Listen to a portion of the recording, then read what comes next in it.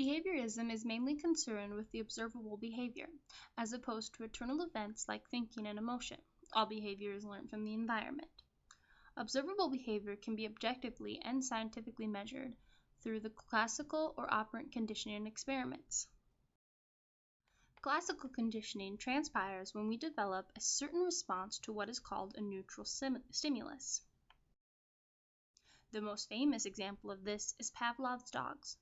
During the 1890s, Russian psychologist Ivan Pavlov was looking at salivation in dogs in response to hearing a bell rung and then being fed.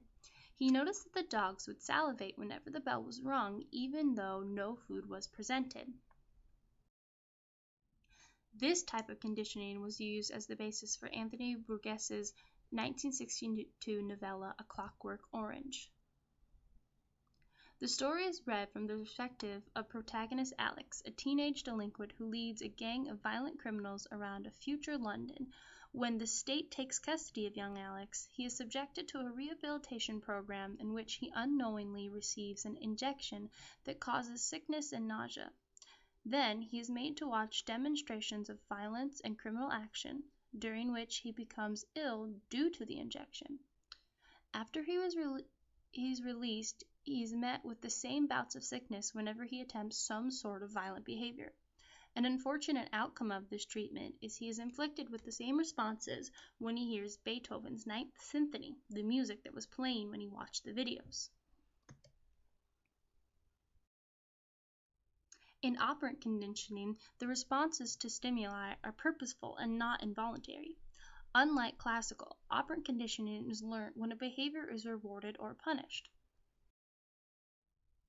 For example, a common potty training technique is to give the child a treat after a successful trip to the bathroom, or put him in timeout whenever he wets himself. A toddler will respond happily when he is rewarded and therefore is more likely to repeat this behavior that led to him getting a treat. Similarly, adults are more prompt to work harder when a raise or a bonus is rewarded.